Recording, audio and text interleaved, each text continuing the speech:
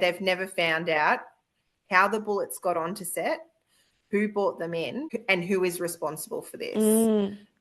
Things were kind of swept under the rug. What really happened on that set? Welcome to What She Said. I'm one of your hosts, Emma. I'm Moira. And I'm Paige. I watched a doco the last couple of days. It's called Last Take, Rust and the Story of Halyna. Oh, Halyna Hutchins. Yeah, Halyna Hutchins. Who's Halyna Hutchins? Do you remember the accidental shooting that happened on the film set Rust in 2021? Alec Baldwin accidentally shot the cinematographer. 911, what's your emergency? We've had 2 people shot on a movie set accidentally. The actor on set, Alec Baldwin. Were you in the room when the lady went? I was shot with the gun, yeah. Yes, because there was a live round in the chamber. Yeah. So I watched the documentary, not about him, so it's about her. Rachel Mason was a close friend of Halyna Hutchins, and she was approached by Halyna's husband, Matthew, to make this documentary revolving around Halyna's life, her cinematography, and in particular, her last movie, Rust. Halyna was going to shoot a film called Rust. She went out and never came back. It kind of explores her life and career and the death on the set of Rust, additionally exploring the lawsuits, criminal trials, and investigations throughout the process. I found it really interesting because it was an indie film. They only had a month to film, and obviously, like most indie films, they had quite a low budget. And they had one film crew, which was who Halyna had chosen. On day 11, they all resigned. So they walked off set. Right. Gotcha. Yeah. So the film crew that Halyna had hired and she trusted had walked off, didn't really give her any notice. And day 12 was a massive day. So they really needed everyone. They were doing a massive shootout scene, and they needed all of the cameras and all of the angles that would normally be there to film this day. It was going to be probably the largest shootout scene of the movie, and they left day 11. So did they say why they were leaving? Does the documentary alert to why? Yes. So one person did say that they left because they had flagged safety concerns around gun use in particular, and also COVID, because it was during COVID times, but mostly around safety. So they'd had 3 misfires previous to this, and it was only day 11, which, even though they're dummy rounds, they're saying shouldn't happen. So do we know what happens when a misfire occurs? So a misfire is an unintentional or accidental discharge of a firearm where the weapon fails to fire as intended. Or so, like, you shoot it and it doesn't shoot, or you shoot it and it unexpectedly shoots and causes harm. They did say that one misfire happened when it was being held in a hand. So the gun went off. Again, these are without not pulling the trigger. Yeah. Yes. Wow. Okay. So it didn't not shoot. It went off when it shouldn't have 3 times. Right. Okay. And I believe they were different weapons. They were concerned about the safety around the guns. So essentially, like when you're firing, even if it's a dummy round, it's still an explosive event that's occurring. Yeah.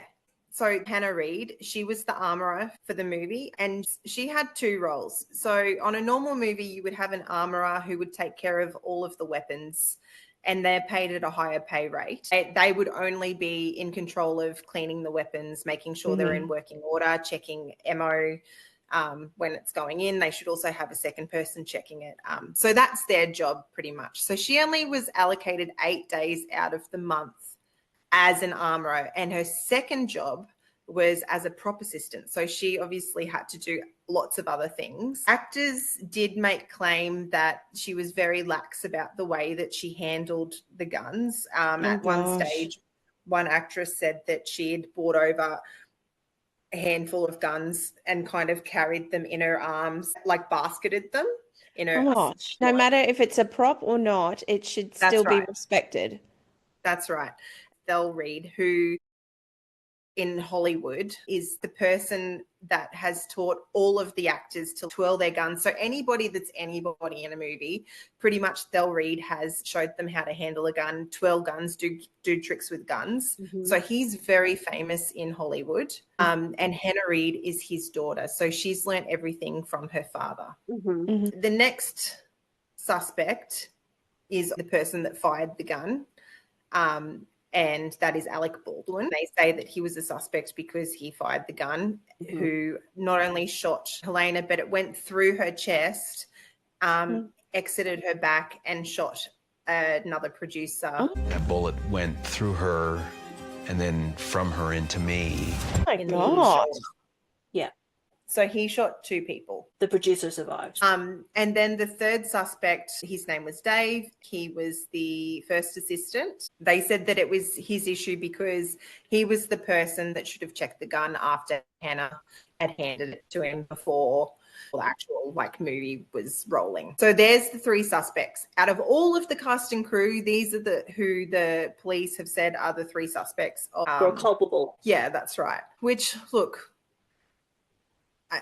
it was very good. It went into it in a lot of detail, but there were a lot of things that I guess investigators didn't take into consideration, and there could have been a lot of people that were at fault. But those were the 3 people that they chose to say were at fault.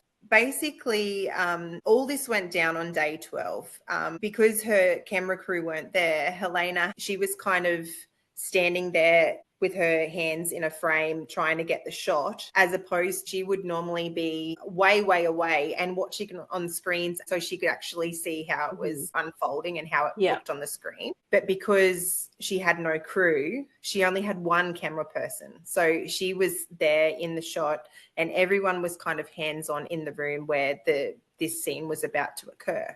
Alec was handed the gun and she was there and she said, okay, yep, this looks good. Now shoot here. Shoot towards me. We were setting up for a shot. Halyna is standing to the right of the cameraman. It sounded like an explosion. She looked up at me and said, I can't feel my legs. So some people were saying that he was only meant to pull the gun, draw, and point. And then some people were saying, well, no, Halyna had requested him to draw, point, and shoot so that she could see the shot. And remembering that these were dummy rounds, but some people are saying, well, you know what? It wasn't actually being filmed at this time. He shouldn't have wasted a dummy round. He should have just drawn and pointed. Everybody stops what they're doing, and I need the film secured. This is a crime scene. It's just complete chaos. Stand right over here. Everyone's like, what? How could there be a bullet? A live bullet got put in the gun. Oh my God. Investigators came once the shooting occurred. Halyna was still alive. They called for an ambulance and they got a helicopter and she died in air. None of the crew knew Oh gosh. that occurred. Everyone thought that everyone was okay. And so in this time, the police came and they said, which was the weapon? And they're like, no, it was only meant to be dummy rounds. You know, we don't have live ammo on film sets at all. So they went around and they got all of the ammo. They asked the armorer, Hannah, to show them what box the ammo came out of. And she showed them and they were all dummy rounds, except they found that what looked like a real bullet in there. Gosh. And so then on the tray also, they found another couple of what looks like live ammunition. Oh. So in all of the bullets that were on the set, they found 6 real bullets on set. So there's a whole cast. And this is where they've never found out how the bullets got onto set, who brought them in, and who is responsible for this. Can I say who I think it is? Yes. I would say the armorer. That is the sole person's job. That's their job. If she was doing something else, then she was doing something else off her own back. That's right. But the reason she gets paid so much money is because of the danger fact, and because of the responsibility that comes with it. I worked on a mine site, and one of my managers was being told that he had to sit to be a mine manager, and he said, Maura, I don't want to do it. it's a whole lot of money, and it's hundreds of thousands of dollars when you're a mines manager. But if someone dies on your site, and there are hundreds of people on this site, and not necessarily your own employees, they are people who work for another company who are subcontracting to work on these mine sites. And if they decide one day that they're just going to be lax about the day and go and hurt themselves, you are responsible for their death. So she was being paid a ridiculous amount of money that came with a big responsibility and a big amount of danger. It's her responsibility to check, and she should know. If this was her first day on the job, then fine. But she should know what a dummy round and a live round looks like. I'm assuming they look different. I don't know. Australia isn't a thing about guns, right? So we interpret that to be like, oh my God, we will be so specific about it. But I guess I don't know if Americans are so lax about it because it's just very common with them. I don't know if that's maybe the attitude. But I would blame her. I would be putting her at fault. She would be at fault, but then also the person who's second check, they should also be at fault. So so Hannah is at fault for being the armorer and not knowing that that was a live round. I'm assuming that if you're dealing in guns and you're an armorer, you have to be able to pass a check that says you can tell the difference between a live and a dummy. I'm assuming, I don't know. But then this guy is also responsible for doing the second check. And I know they were trying to pin Alec for it because they were saying he should have checked as well. But that's 3 checks. Like, that's not his job. I'm assuming. Right. Someone is responsible. I can't say who that is, but I know it's not me. It's not the actor's job, and he wasn't trained in this. And this is where also, this was a big thing. Because they're an indie film and they were low on budget, and they were running very low on budget. They made that very clear a number of times in the documentary. All actors that handled guns were meant to have gun training. They did not receive this. All actors... Right. Oh, so they're saying all actors should have had gun training. Yeah.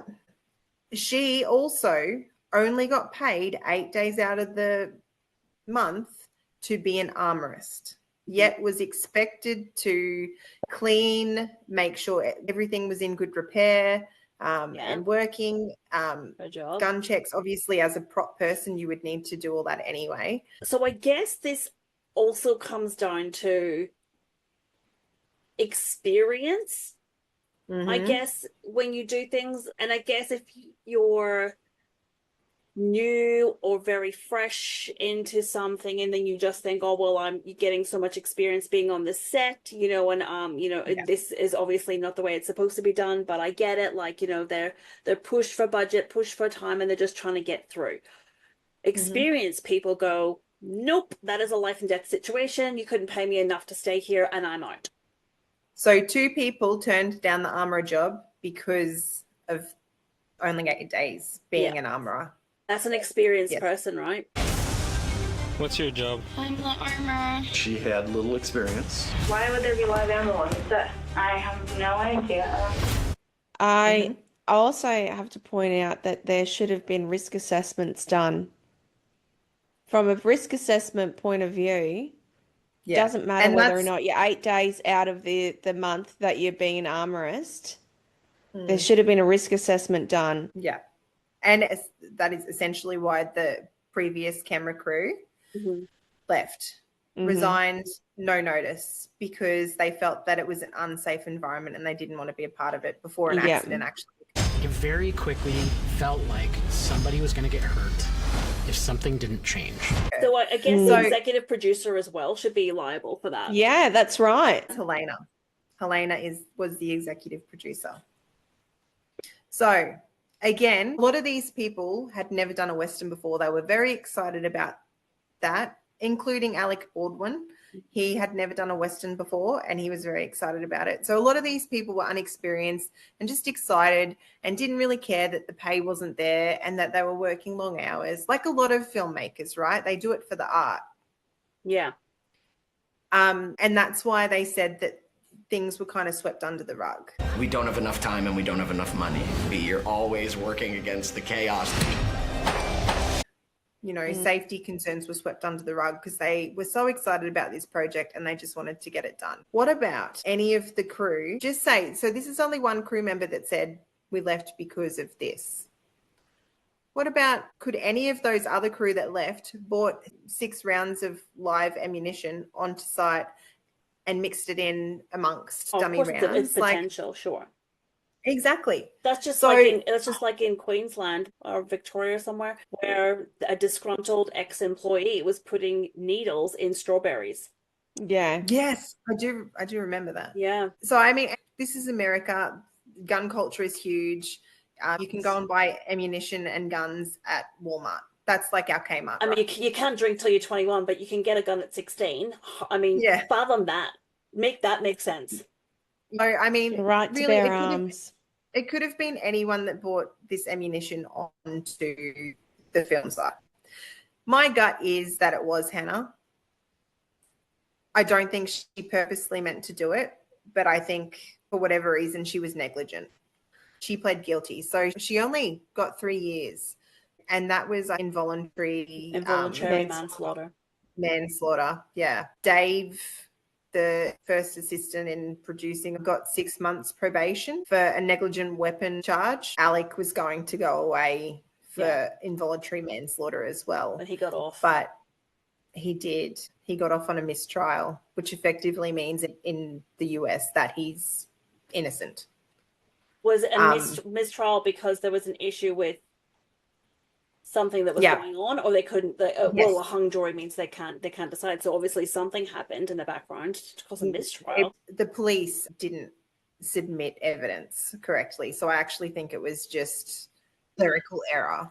They didn't submit a round of bullets into evidence, which allowed him to get a mistrial. At the end of the day, Matthew, Halyna's husband, the reason he asked Halyna's friend Rachel to make this film was because it was all about Alec Baldwin. Alec Baldwin killed a woman. Alec Baldwin shot a woman on set. You know, all these headings, never once mentioned Halyna Hutchins, who she was as a woman. You know, her husband really wanted to get that out there. There's so much footage that she made that's so beautiful. She put her soul into it. The thing, it's the people that are the celebrities that are the grabber of the headline. Mm-hmm. It's this celebrity has done this week. It's this celebrity has done that this week. This celebrity is gone down a rabbit hole with this. You know, it's always a celebrity that's always in the limelight. It's never actually the person that's affected. It's never actually, albeit, the victim of the crime. Yeah. And yes, Alec Baldwin may not have done it intentionally because he was just following the request of Halyna, but he's a well-known actor, so therefore that's what grabs the headline. What people really wanted from this was entertainment. Just an ugly frenzy, and they erased her from it. Yeah, absolutely. Because who's going to listen for months and weeks and follow the trial? Who's going to follow that story if you just said cinematographer Halyna Hutchins was shot on set? That's right. No one. Yeah. No one is going to follow that. No one's going to. Someone's going to say, like, that wouldn't even make headlines. I wouldn't have thought. Or even if it did, it would be in the news and out the next day. The fact that Alec Baldwin was on that set, obviously, and his name is makes it front page news. And that you had leaders like Trump saying that he was guilty. Well, yes. So of course it makes the news, but then also people are following this, and so no one is going to watch anything about his wife and documentary and all of the wonderful things that she did and all the movies that she participated in. No one was going to watch that documentary only for the fact that it had Alec Baldwin attached to his name. So he can say, you know, it was all about him and not about her. Well, you're just making this about her. And if you hadn't made this documentary and Alec Baldwin's name wasn't attached to it, no one is watching your movie, mate. No one's watching your documentary. I'm not saying it's a good thing. I'm just saying, and it's probably a good thing that Alec Baldwin's name was attached to it, because there was probably more of a deep dive into why this woman died, why the conditions on set were the way they were, because it was his name. So sometimes it does take something like this to happen for people to start implementing things that prevent these things from happening in the future. Yeah, agreed. And that's the motivation behind the documentary as well. How do we prevent these things in the future? And also, they had stopped production. since then, Halyna's husband, Matthew, and her mother have said, no, Halyna would want this to go on. So they've actually continued the movie. They've finished it, and I'm sure it's released. It's a movie I actually wouldn't mind watching because from what I saw in the documentary, it actually looked pretty interesting.